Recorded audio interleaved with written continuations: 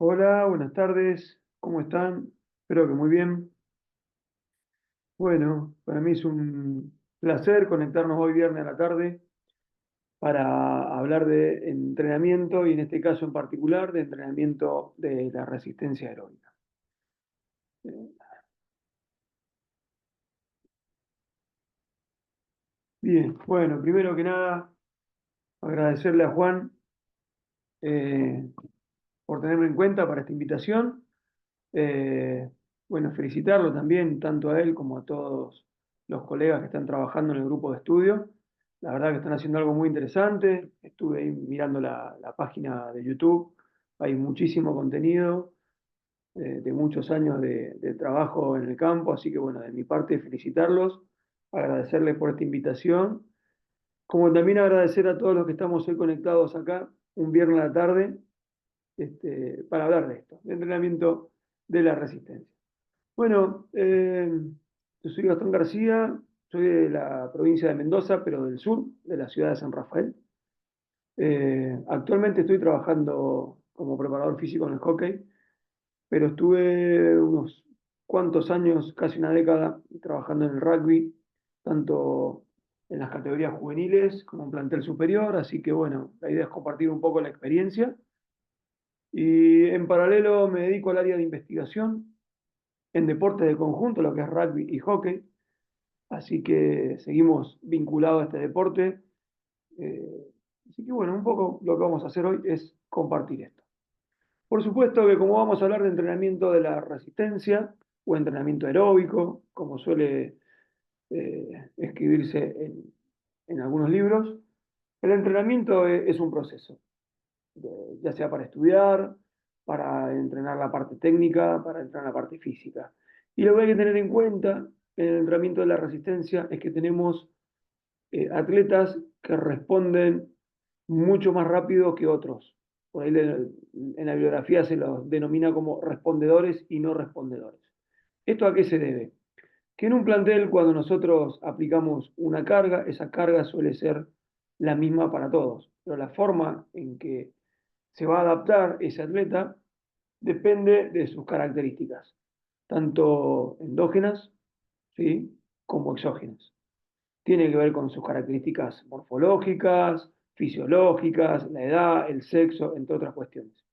Y a esto sumado a la calidad del sueño, la nutrición, el clima, la edad, entre otras cuestiones. O sea que cuando hablamos de entrenamiento de la resistencia, obviamente estamos hablando de que es un proceso, en etapa juvenil es a largo plazo, no es inmediato, y que estas adaptaciones en algunos de nuestros jugadores van a ser más rápido que otros. Por eso se denomina proceso, y este proceso responde a una adaptación que en algunos va a responder de una manera más rápida y en otros menos. Ahora bien, ¿qué busca el entrenamiento de la resistencia aeróbica? Principalmente retardar la aparición de la fatiga. ¿Qué fatiga en particular? Y en realidad van a ver que nuestros atletas eh, lo que necesitan es realizar acciones de alta intensidad y posterior a esto descansar y que ese descanso permita que nuestro atleta se recupere lo más rápido posible para volver a repetir otra vez una acción de moderada o alta intensidad, o alguna acción motriz del deporte, o hacer una aceleración, o algo por el estilo. Por lo general, en términos promedio, si una acción dura entre 3 a 6 segundos, siempre va seguido de una pausa de 3 o 4 veces más de lo que duró la acción. ¿Sí? Esto no es así tan taxativamente, pero sabemos que de gran parte del partido descansan más de lo que se hace, y más en categorías juveniles. Pero ya voy a detallar esto. Lo que nosotros necesitamos es retardar la aparición de la fatiga. Entonces, lo que primero siempre hacemos hincapié, no solamente en el rugby, sino en el fútbol, en el hockey, en cualquier deporte de conjunto, cualquier atleta nuestro, cualquier jugador de rugby que entrena, va a entrenar, va a hacer un entrenamiento paralelo de la fuerza, de la velocidad, de la resistencia, como en este caso. Pero eso tiene un límite de mejoras. Mejorar más allá de ese límite no implica que vaya a jugar mejor al rugby. Por lo tanto, esta frase la armamos hace un montón con un gran colega que es Carlos Arcuri, PF, histórico PF de alumni de allá de la urba, dijimos, bueno, en realidad cuando entrenamos la resistencia en nuestro jugador, lo hacemos para que juegue mejor al rugby, no para que corra una maratón, ni que mejore el test, ni lo que se les venga a la cabeza. En realidad, tiene que ser en pos de mejora del deporte. Entonces, para esto tenemos que entender las demandas físicas. ¿Qué sabemos del rugby? Que más o menos, dependiendo de los puestos, la liga y la categoría, recorren en promedio distancias que van desde los 4 a los 8 kilómetros. Ese rango. Obviamente hay diferencias en si es un pilar o es el medio scrum o es el fullback. ¿Sí? Tenemos grandes diferencias en los metros recorridos. Por lo general, las primeras líneas recorren menos distancia respecto a los demás compañeros. Esto es el rugby inglés. Ahora, si clasificamos las velocidades, es decir, bueno, de ese total de distancias recorridas, ¿cuántas recorrieron en velocidades que van entre los 14 y los 22 kilómetros por hora?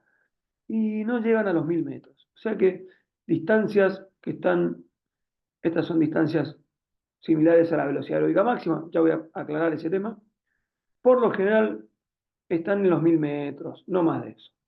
E incluso si buscamos velocidades ya de muy alta intensidad, cercanas a valores de un sprint, van a ver que no llegan a cubrir 100 metros en un partido. O sea que nuestros deportistas realmente lo que están haciendo permanentemente es acelerar, alcanzar cierta velocidad, desacelerar, parar, descansar y vuelve a haber otra aceleración y otro descanso. Lo que les estaba mostrando era el rugby inglés. Bien, si buscamos los pilares o los hookers de la selección de Nueva Zelanda, esta que salió campeón en el 2011, podemos ver que, por ejemplo, recorren 5000 metros aproximadamente, un pilar. Estas mismas velocidades que estábamos viendo ahí, entre 14 y 21 kilómetros por hora, recorren, no llegan a 1000 metros, igual que el estudio anterior, e incluso en distancias de casi máxima velocidad, recorren un poquito más de 100 metros, estamos hablando ya de seleccionados, no de liga, y incluso lo interesante es que son muy parecidos el hooker, los terceras líneas, el 8, ¿sí? El, bueno, el medio scrum, los ala, los winner, los fullback, todos rondan, son bastante homogéneos en términos de seleccionados. Si vamos y miramos algunos match análisis que hay de aquí de Argentina, que han compartido en algún momento la UAR, también podemos ver que aquellos jugadores que han corrido el 100% del partido, ¿sí? Un pilar, miren, 4.390 metros. Si vamos y buscamos una tercera línea que corrió el 100% del partido, acá tenemos uno que hizo 4.600 y acá tenemos uno de 6.000. Si buscamos un win, estuvo todo el partido, recorre 5.600 metros. ¿Qué estoy queriendo decir con todo esto? Incluso esto es análisis de M20 2019, ¿sí? Seleccionados de los Pumitas. Miren, entre 5.000 y acá 6.000 y casi 7.000 los medios, que en realidad recorren grandes distancias. Bien, pero si esas distancias las contabilizamos de manera relativa a cada uno de los jugadores haya jugado 10 minutos, medio tiempo, todo el partido, en realidad recorren aproximadamente entre 65 y 87 metros, así promedios. No hacen más de 100 metros por minuto, o sea, una cuadra yo la recorro caminando y demoro lo mismo. O sea que está más que claro que estos metros no los hacen caminando, los hacen alternando velocidades. Veamos un video. Este es un video que tenía guardado de mi club donde yo trabajaba, que es San Jorge. ¿Qué podemos ver? Perdón, vamos del principio de vuelta. Si agarramos un jugador de los de rojo, eh, no me vuelve ahora. Ahí está. Agarremos, qué sé yo, acá el medio scrum de San Juan, por ejemplo. Está parado, el reloj está contando, hace una pequeña aceleración, hace un pase, se queda acá y ya paró. mira la jugada, ya está descansando, va haciendo un trote suave, ¿sí? Y ya está, no hizo más nada. Si lo vuelvo hacia atrás de vuelta y buscamos un jugador de San Jorge, el fullback que está acá, que no se ve, ya va a aparecer, es el que va a recibir la pelota. Cuando San Jorge pesca acá la pelota, el fullback que todavía no se ve, empieza a correr. Ahí está, este es. Está aquí, rompe, acelera, acelera, acelera, hace el pase. Listo, ¿cuánto corrió? 3 segundos, 4 segundos, 3 segundos, no más de eso. Y aquel win corrió 5 o 6 segundos. Y ahora se viene un descanso. Y agarren cualquier jugador de este pequeño video y van a ver qué cosa. Que todos más o menos hacen lo mismo. Hacen una acción que dura 2, 3, como mucho 5 segundos y la jugada se frena. O hay una reposición a un trote de muy baja velocidad. ¿Sí? Por lo tanto, en realidad, si buscamos graficar esto en un GPS, ¿cómo explicamos eso? Y si hago un corte acá a 11 kilómetros por hora, que es un trote livianito, el GPS me suma esto, más estos otros pedacitos que están aquí, otros pedacitos que están aquí, y me dice, bueno, carreras de moderada a alta intensidad fueron X metros. Ok, pero son estos pedacitos de rompecabezas que los unen y me dicen, esta es la distancia total. Fantástico. Pero si vemos el análisis de la velocidad en 28 segundos, una, dos, tres y casi 4 veces en 28 segundos fue casi a velocidad cero. Pero en estos 28 segundos, en 2 momentos, estuvo 4 segundos y aquí estuvo un poquito menos, a velocidades por arriba de la velocidad aeróbica. O sea que, con esto que quiero decir, que tenemos que entender que nuestros deportistas lo que hacen es acelerar y desacelerar durante todo el partido y tienen unas pequeñas pausas en el medio. Por eso se los considera deporte intermitente o deporte acíclico. Descansan. Entonces nosotros tenemos que retardar la fatiga. ¿En qué sentido? De que estas acciones que duran poco a alta intensidad o moderada intensidad y después descansan, que esa recuperación sea rápida. ¿Para qué? Para que esto se pueda repetir la mayor cantidad de veces durante el partido. O sea que el entrenamiento de la resistencia tiene que estar focalizado a mejorar esto. Por eso el entrenamiento de la resistencia debe mejorar ¿qué cosa? El desempeño y el rendimiento en el partido. En las juveniles, en los planteles superiores, sea en rugby, sea en fútbol, sea en hockey. Entonces, una manera básica de entrenar es a través de las carreras intermitentes. ¿Qué es una carrera intermitente? Es algo que dura 10 segundos a una intensidad moderada, alta, en realidad son de alta intensidad. ¿Sí? Se entrena entre el 90 y el 110% de una velocidad de referencia que va a ser la del UNCATES. ¿Y qué hacemos? Con 2 estímulos a la semana en categorías juveniles, pero alcanza. Entonces tenemos un día 1 y un día 2. ¿Qué hacemos? Bueno, primera semana trabajamos al 90%, la segunda semana trabajamos al 100% y la tercera semana trabajamos al 110 de la velocidad de carrera del test. De semana a semana hay un aumento gradual de un 10% de la carga. Bien, ¿y qué hacemos en la cuarta semana? Volvemos a bajar la intensidad al 90%. Pero como mis jugadores ya tienen que haber mejorado en 3 semanas, ese 90 ahora va a ser un 5% mayor. Entonces, ¿qué hacemos? Esta semana trabajamos con la misma modalidad, 90, 100, 110, pero ya directamente le vamos a agregar un 5% más a la carga. Entonces, esta semana tenemos una semana liviana, una semana intensa y una semana pesada. ¿Y qué hacemos? Cada 3 semanas lo volvemos a repetir. ¿Esto durante cuánto? Entre 9 y 12 semanas. Después veremos qué podemos hacer. ¿Sí? La modalidad elegida acá para una cuestión más bien didáctica, hemos hecho 10 segundos de trabajo por 10 segundos de pausa. ¿Por qué hacemos esto? Les voy a poner un ejemplo. Los videos de rugby que tenía eran muy viejos, no tenían buena calidad. Tampoco teníamos tecnología tan avanzada. Así que lo que he hecho es cargar un video de la pretemporada en el club que estoy trabajando ahora de hockey pero el modelo de trabajo es exactamente lo mismo. Lo que pueden estar viendo es que aquí hay un grupo, aquí hay otro, allá en el fondo hay otro, y acá debajo del celular hay otro grupo. ¿Por qué?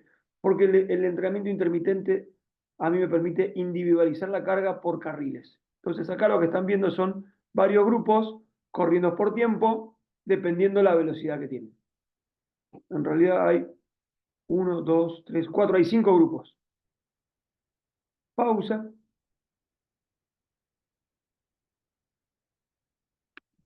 Le tocamos el silbato de vuelta.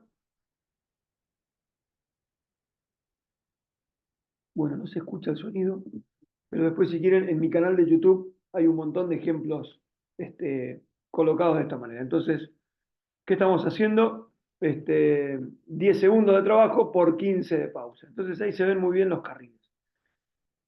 Para esto necesitamos un odómetro o una cinta métrica o algo por el estilo. Yo uso esto, que lo pueden comprar en cualquier ferretería, y eso me permite a mí marcar carriles. La otra forma de entrenar, y que es re importante, es los famosos juegos reducidos con pelota. Estos juegos que se hacen de 3 versus 3, 4 versus 4, 5 versus 5, hasta 8 versus 8. Los juegos reducidos permiten estresar el sistema aeróbico, eh, modificar el reglamento. ¿Qué modificamos? Y que no hay scrum, no hay line, entonces acá se trabajan con bloques que van de los 3 minutos hasta los 6 minutos, eh, varios grupos. Si hacemos un 3 versus 3, vemos la cantidad de grupos dentro del plantel que podemos dividirlo, y se entrena también la resistencia de esta manera. Esto sería una resistencia más específica y lo anterior una resistencia más general, pero individualizando las cargas. Las ventajas que tienen de entrenar con juegos reducidos es que principalmente es mucho más motivante. Segundo, puedo trabajar con el técnico y articular la parte táctica. Lo que a su vez también me permite mejorar las destrezas técnicas, y en estos juegos reducidos a mí me permite entrenar la toma de decisión. Entonces es una linda manera de hacer, de optimizar el tiempo entre la carga física y el tiempo de trabajo. ¿Cuál es la ventaja del entrenamiento tradicional? Y que yo puedo controlar a todos por igual. A cada uno le puedo poner un carril de trabajo. Todos, si hacemos 10 por 10, 15 por 15, 20 por 20, 8 por 8, todos tienen su distancia de entrenamiento y todos trabajan de la misma manera. Los puedo monitorear a todos, ¿sí? E incluso puedo comparar el rendimiento entre ellos mismos, porque como cada uno tiene sus carriles, puedo manipular la carga de otra manera. ¿Cuáles son las desventajas? Y bueno, cuando hacemos juegos reducidos, si mi plantel no tiene buena técnica, nunca va a tener intensidad. Entonces recurriré en su mayor medida a las carreras. Pero también hay que tener en cuenta que en la etapa juvenil tengo que entrenar las carreras. ¿Por qué motivo? Porque necesito estresar a alta y muy alta intensidad. Si no, no mejoran cardiorrespiratoriamente hablando o fisiológicamente hablando, no mejoran. Entonces, necesito de ambas. No me voy a casar con ninguno de los dos métodos. Voy a utilizar los dos. Sabemos que si hay buena técnica, puedo generar un buen entrenamiento. Pero si no lo hay, es una desventaja que tiene este formato de trabajo. Obviamente, como se está simulando el deporte, tenemos más riesgo de lesión. En el caso del entrenamiento tradicional, y por ahí no es tan motivante, como dije en un principio, tratamos de entrenarlo para que mejore jugar al rugby, no correr una maratón. Obviamente, este tipo de trabajo que es lineal o lineal de ida y vuelta, no hay ninguna táctica, ninguna estrategia, y por ahí aumenta un poco algunas tendinitis, o si la mecánica de carrera no es buena, principalmente los que tienen algún esguince de tobillo o pie plano, o no tienen un correcto braceo. Entonces, ambas metodologías tienen sus ventajas y sus desventajas. Ahora, ¿qué velocidad voy a usar para armar los entrenamientos? ¿De dónde la voy a sacar? Bien, nosotros tenemos dos propuestas. Una es una propuesta de un test que se hace en un hexágono. Este test es nuestro, yo soy uno de los autores. El nombre del test hace alusión a la Universidad Nacional de Catamarca, porque fue un proyecto financiado por la universidad mientras estábamos haciendo la licenciatura. Es un test, el objetivo fue hacer un test en un hexágono. Ya les explico por qué. Y una segunda propuesta, dentro de los test de ida y vuelta, de todas estas gran variedades que hay, de Bronco, de Yoyo, de 30-15, qué sé yo, test de Caminati, 45-15 y cosas nuevas que van apareciendo. En realidad, los test que están validados, principalmente es uno solo, que se llama el test de ida y vuelta en 20 metros, conocido también como el test Navet o Curnavet, o el Shuttle Run Test. Los demás test les puedo mostrar con evidencia que no están validados. El UNCA lo hicimos con el objetivo de que, entre en una cancha de fútbol, tiene 20 metros por 20 por 20 por 20, la idea era simular una pista dentro de la cancha de juego y evaluar ahí mismo, sin tener que desplazar a los jugadores. Pero además, como todos los test de ida y vuelta subestiman la velocidad aeróbica de los atletas, queríamos romper con esta hegemonía que hay con los test de ida y vuelta, porque no son específicos. Si hasta el día de hoy no han demostrado que los test de ida y vuelta son específicos. Todo lo contrario. A un jugador de rugby le puedes tomar un test de ida y vuelta, o un test lineal, o un test continuo como el test de 1000 metros, y alcanzan su potencia aeróbica. Ahora las velocidades son diferentes. ¿Por qué? Porque el protocolo altera la velocidad. Y yo necesito una velocidad que sea fiable para fraccionar cargas. Bien, este test nosotros lo construimos ¿para qué? Para que el PF tenga una velocidad y con la misma fraccione cargas. No estima consumo, no estima rendimiento, no correlaciona con el partido. Es una herramienta de trabajo. Lo tomo, tengo la velocidad y me permite armar los carriles que estaban viendo ustedes recién. Acá tengo la M18, fíjense que los videos son bastante viejos. Estamos evaluando a 2 por vértices, ponemos siempre un forward y un back, porque los forward siempre van a tender a dar velocidades más bajas, a excepción de las terceras líneas. Y estamos evaluando jugadores de rugby. 12 jugadores por cada toma. Este test está previamente validado, está publicado, está hecho en jugadores de rugby también. Y lo que hicimos fue, este es el laboratorio de fisiología de la licenciatura, y lo que hicimos fue, primero, construir el test y validarlo con análisis de gases. ¿Por qué? Porque la velocidad aeróbica está asociada al consumo y por lo tanto teníamos que medir el consumo. Para armar el trabajo de investigación es necesario. Para entrenar, no. Acá tienen una segunda línea. Acá le estábamos haciendo, este fue el trabajo con jugadores de rugby. Y actualmente lo que hemos hecho, que no me da el tiempo, sé que esta charla tiene que durar 30 minutos, ya van 20 minutos.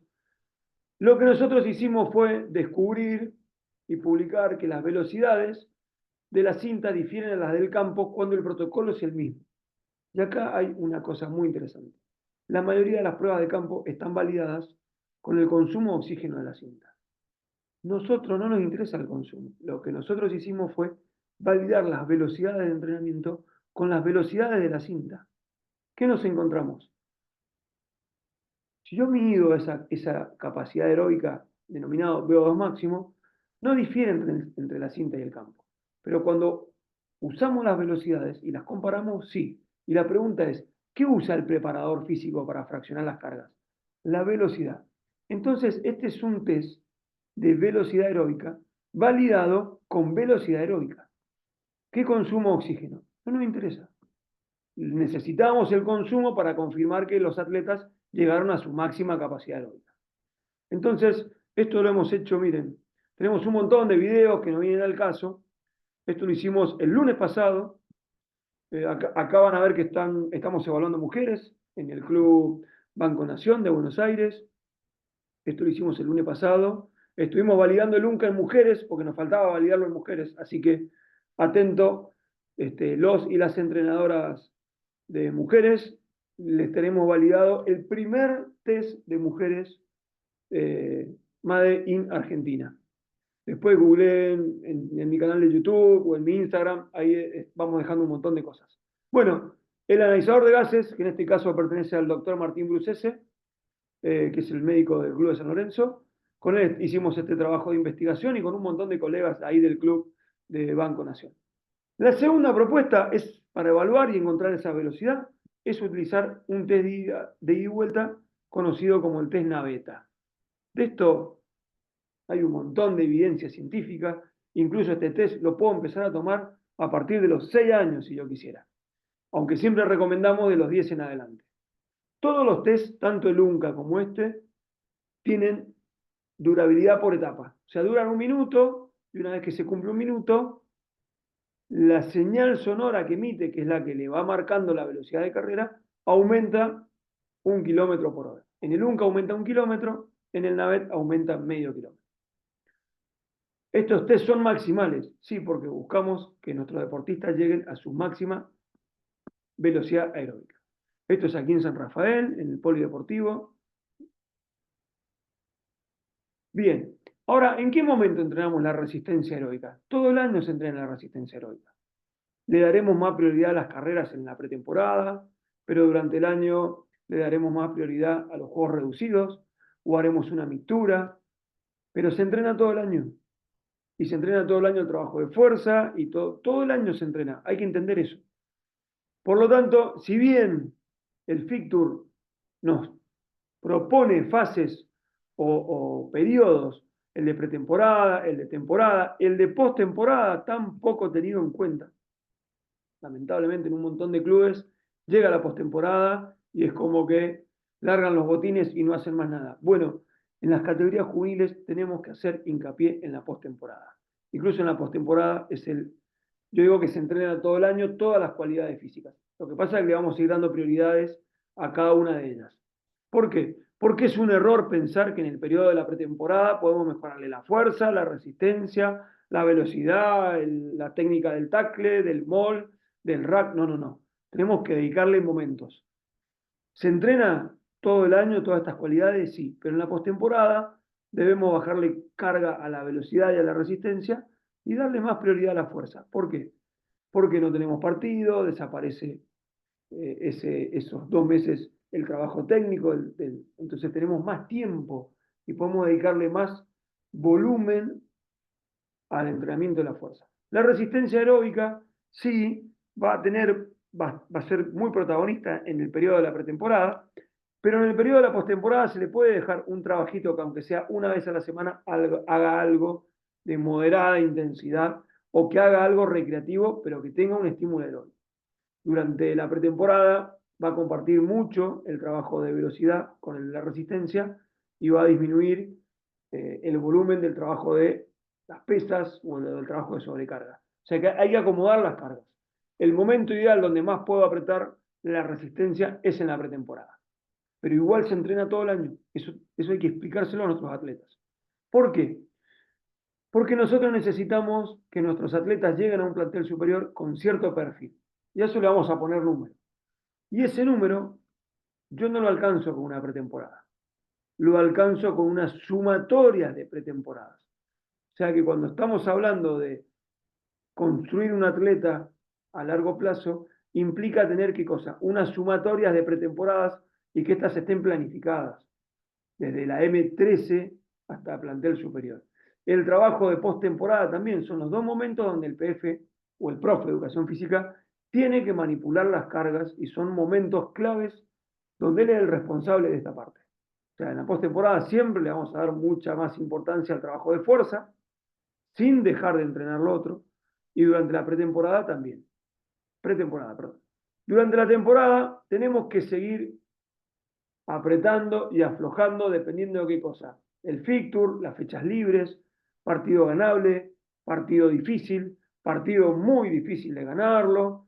Entonces hay que armar la carga durante el periodo competitivo dependiendo de la liga, la categoría, la región, etc. ¿Sí? ¿A partir de qué edad es importante empezar a entrenar la resistencia? Con este formato de juegos reducidos y de carreras principalmente intermitentes. Carreras en sí, las carreras las tengo que empezar a trabajar ya a partir de los 13, 14 años. De aquí para allá, porque si no, no me dan los números. ¿En qué sentido no me dan los números? Yo necesito que, por ejemplo, un jugador de plantel superior, que sea tercera línea, o que sea un win, un backs, un fullback, cuando yo tomo este test, el UNCA, porque estos cortes están armados a partir del UNCA test, incluso cuando ustedes por ahí, si me escuchan en otras capacitaciones hablar de puntos de corte, tengo que decirles que esta idea surgió de varias charlas con mi profesor y amigo Carlos Arcuri, PF Alumni, como lo dije más temprano, y esto después derivó en armar puntos de cortes para otros deportes. Pero a mí que, si yo quisiera pensar a largo plazo, yo diría, bueno, un jugador, un pilar, debería de que cuando corre el Uncatés, alcanzar velocidades de 15 kilómetros por hora.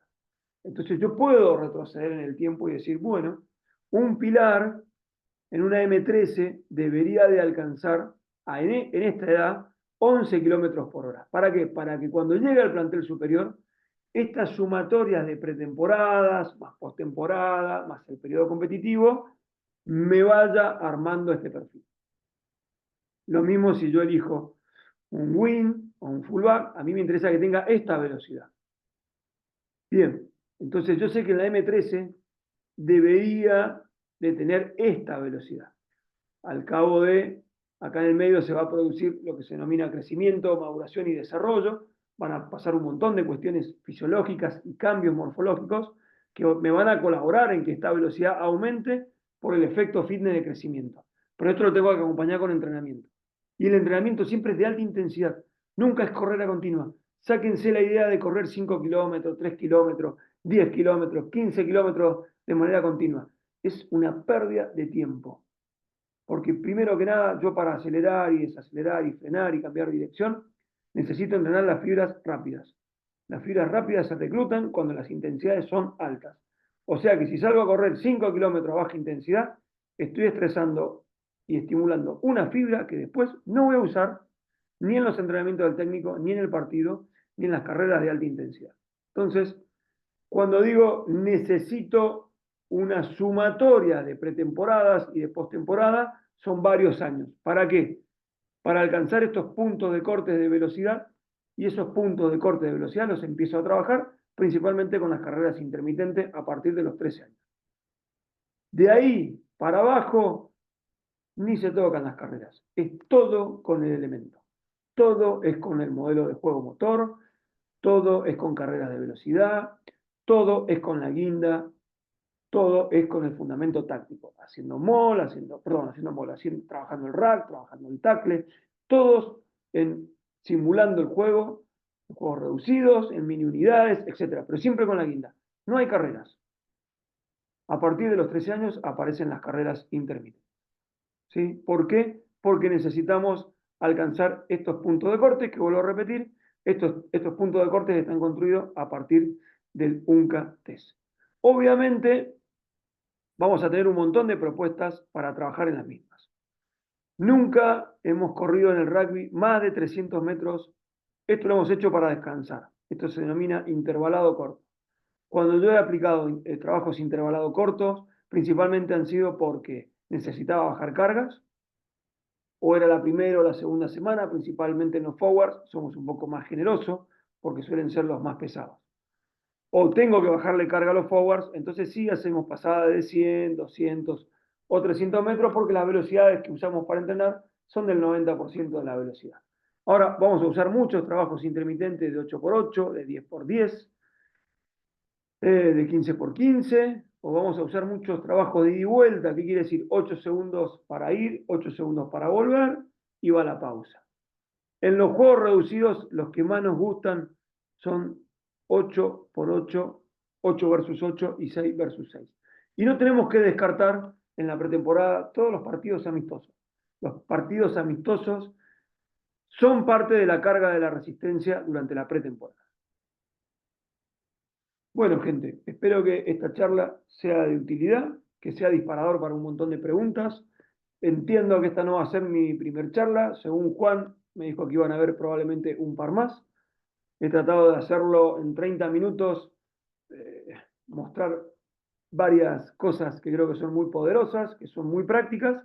Y bueno, estas caras que están viendo acá es nuestro grupo de investigación, donde el audio, las planillas y todo esto que estaban viendo, si entran a mi Instagram, desde este link, tienen para descargar los audios, las planillas, y hay un montón de tutoriales y cosas por el estilo, todo totalmente gratis, porque somos un grupo de investigación de acá de Argentina, que lo que queremos es mejorar nuestro deporte argentino.